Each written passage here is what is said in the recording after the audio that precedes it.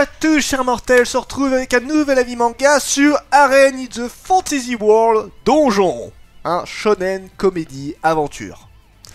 Vous avez fumé quoi pour mettre ce genre de truc là sans déconner? Shonen, mais tu le mets en seinen ça, faut arrêter de déconner là pour le coup. C'est comédie, pas vraiment, c'est pas vraiment une comédie, aventure si tu veux. Dans la catégorie, enfin dans la collection Daytime de Mehan, je le rappelle, donc une catégorie assez olé olé. Bonjour Mehan pour catégoriser ça. Non je rigole, en vrai c'est Manga New qui t'a catégorisé ça vraiment mal parce que j'ai regardé sur le site de Mehan, c'est aventure, fantastique, action, ecchi, isekai, qui oui correspond largement plus aux critères qu'il y a par rapport à ce manga. Enfin bon, maintenant pour Mehan j'ai presque envie de dire à chaque fois, Mehan, leurs séries sont bien, par les éditeurs. Oui, on a dit ça avec un abonné sur une de mes vidéos, ça m'a fait rigoler. Et je trouve que c'est une bonne petite claque à Mehan méritée de temps en temps, donc voilà. Si je vois... Et vu que là, il y a eu un petit clash il y a pas longtemps avec eux, pas de ma part, hein, mais où ça a pété un petit peu avec eux sur les réseaux et tout. Voilà, quand il y en aura un, j'en balancerai ce petit truc. Je sais, c'est un petit peu salaud, mais il y a des fois c'est mérité pour le coup.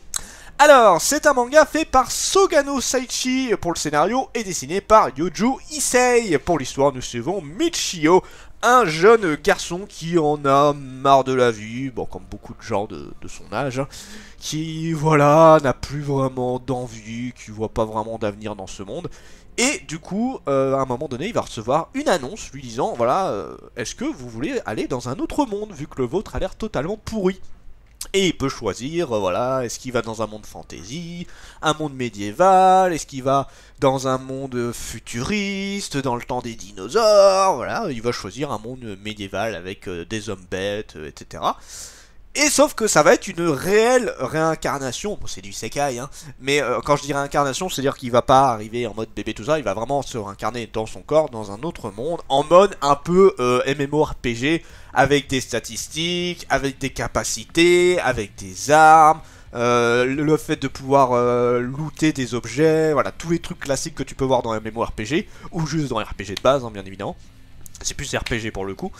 Et eh bien il va décider, bah écoute, au début il va être en mode, bon bah je suis juste dans un jeu, donc bah allez-y le script, dis-moi ce que je dois faire.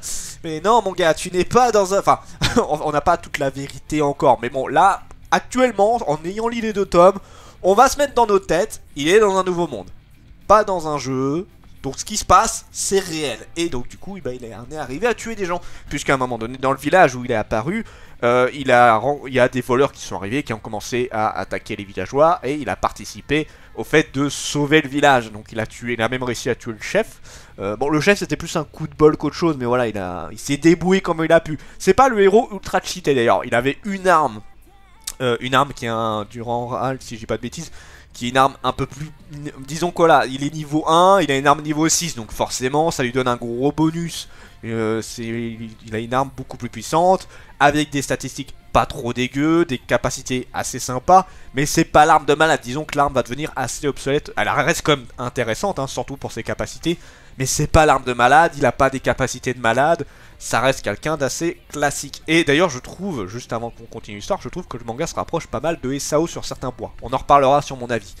Et du coup après avoir fait ça, il va se diriger vers une grande ville, où il va ramener, il va être accompagné d'un des marchands du village, avec les voleurs qu'il a tués, ou capturés, et il va du coup réussir à se faire un peu d'argent. Maintenant, le gros truc c'est qu'il va devoir un petit peu découvrir ce monde, savoir qu'est-ce qu'il va faire, parce qu'il faut bien soit trouver de l'argent pour se nourrir, pour se loger, tout ça, il faut bien survivre hein, dans ce nouveau monde.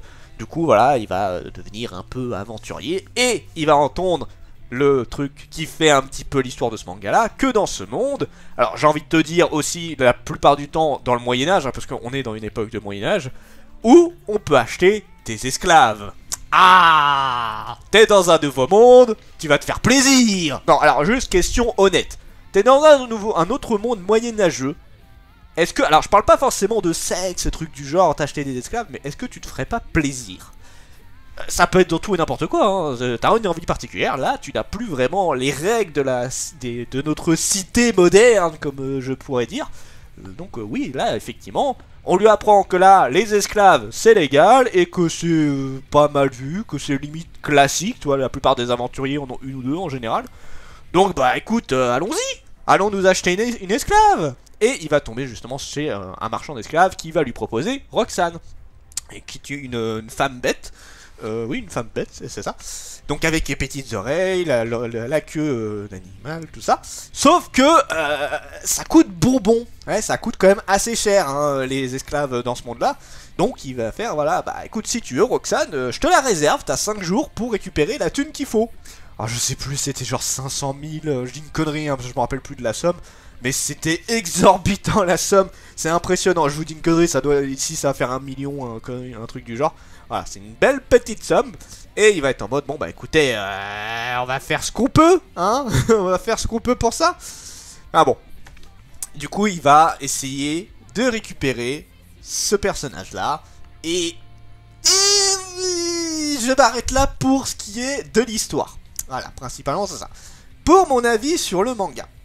Ah, je pense que vous l'avez compris à ma façon d'en parler, j'ai beaucoup aimé. J'ai énormément aimé pour plusieurs raisons. Alors déjà, j'adore les isekai, ça fait partie d'un de mes genres préférés, même si, oui, des fois, il y a beaucoup de ressemblances.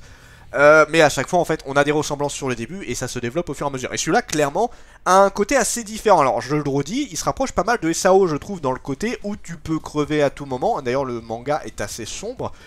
C'est vraiment pas le manga joyeux, le mec en est arrivé à tuer pas mal de gens. Alors certes c'est des voleurs dans la plupart des temps qu'il a tué, mais à mon avis on va pas tuer que des voleurs, hein. Je pense que là il va avoir du meurtre assez violent.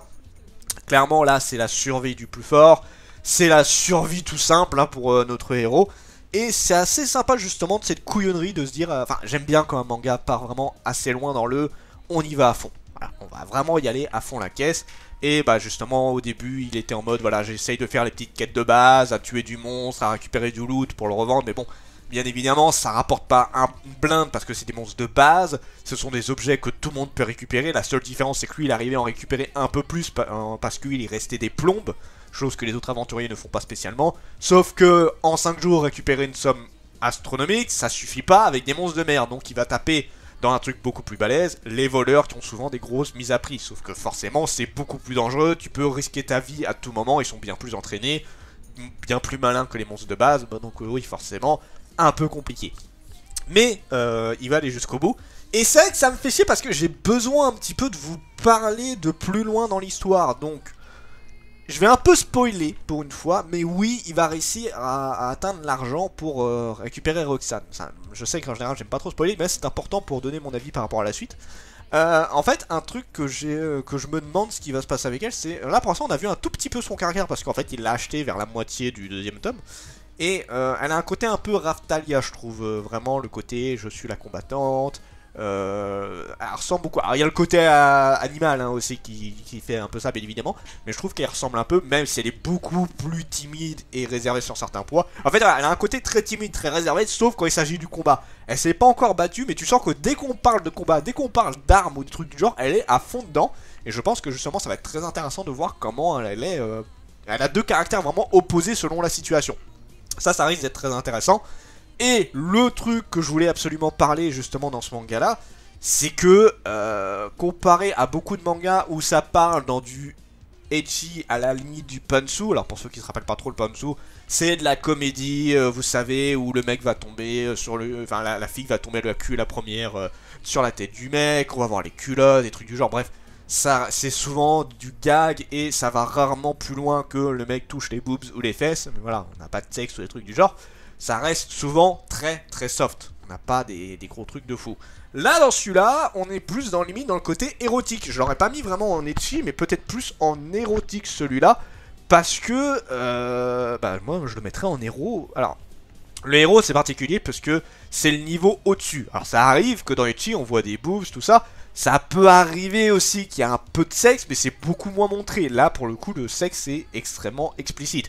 Tu vois pas les parties intimes, mais quand même, et surtout, là, le truc qui fait que je le catégorisais en héros, je parle juste pour le côté, ce qu'il y a niveau sexe, boobs, etc. Je le mettrais plus en érotique, dans le sens où c'est bien plus mature, c'est bien plus sensuel, il y a bien plus de travail dans le côté relation entre Michio et Roxane, qu'un manga beaucoup plus classique, que ce soit Isekai ou autre, où tu as en général des relations où voilà, soit ça va être du sexe à la con, mais vraiment fait tu sais à l'arrache, en mode voilà, ça baise en 2 secondes, ou alors il n'y a rien de particulier. Là on a vraiment toute une partie où ça va être très... Ah, j'ai pas de terme exact pour ça, mais ça va être très sensuel. On va rester sur sensuel, j'aurais bien voulu un autre mot, mais ça reste... La phase où il y a eu entre Roxane et Michio était très sensuelle. Alors je sais pas ce que va donner le manga pour la suite, mais quand tu vois que à ce moment-là, on a ça, ah bah tu peux t'attendre à tout hein, pour la suite. Alors c'est pas aller dans le méga trash tout ça, je pense pas que ça aille jusque là, mais honnêtement oui là, vu ce qu'on a eu comme relation entre Michio et Roxane, clairement le manga, bah déjà je le mettrais plus de 16 ans quand même, hein, et il peut aller un petit peu où il veut. Là il t'a fait comprendre que clairement, ça va aller un peu plus loin que ce que tu penses. Il y a du meurtre, il y a du sexe, on te le montre assez ouvertement, assez sérieusement en fait, d'ailleurs c'est ça que je le redis, le manga te montre ça très très sérieusement. Pas juste, voilà, pour rigoler, juste la déconnade, voilà, le mec est ultra pété, ce genre de truc là. Non, là le mec risque sa vie, pour ce qui est du sexe c'est beaucoup plus sensuel, c'est beaucoup plus mature, donc voilà, moi, Arène in the Fantasy World Donjon a un côté très mature et sensuel. Vraiment très sympa pour le coup. Alors... potentiel du manga, pour l'histoire, bon c'est du isekai extrêmement classique, il n'y a pas trop de grosses nouveautés sur ça, hein, là je le redis.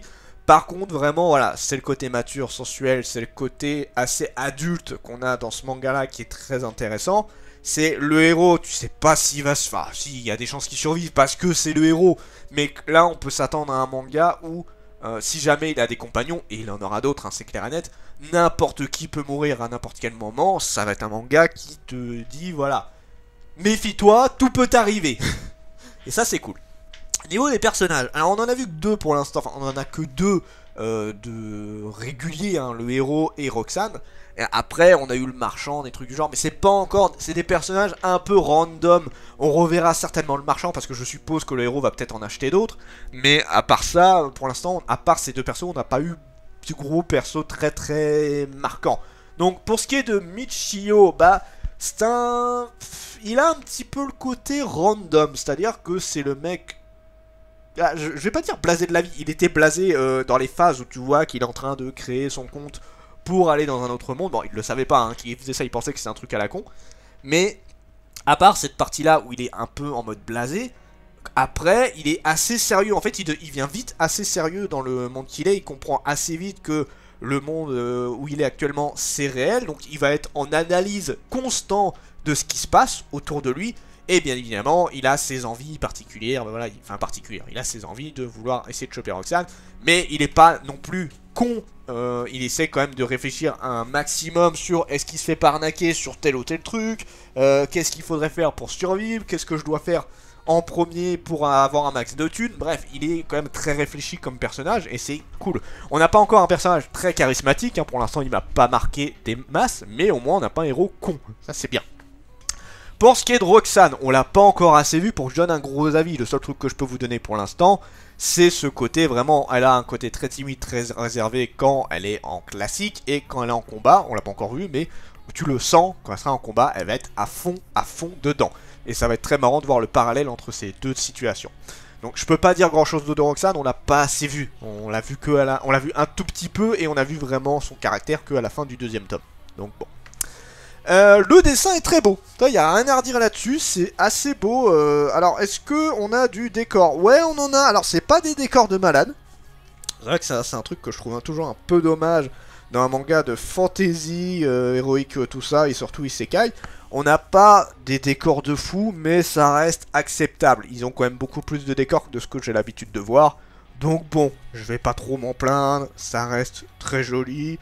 À niveau des personnages, il n'y a rien à redire, c'est vraiment très bien détaillé. Très bien. Au niveau dessin, parfait. Enfin, parfait. C'est pas l'excellence même, mais c'est travaillé. Au moins, c'est travaillé.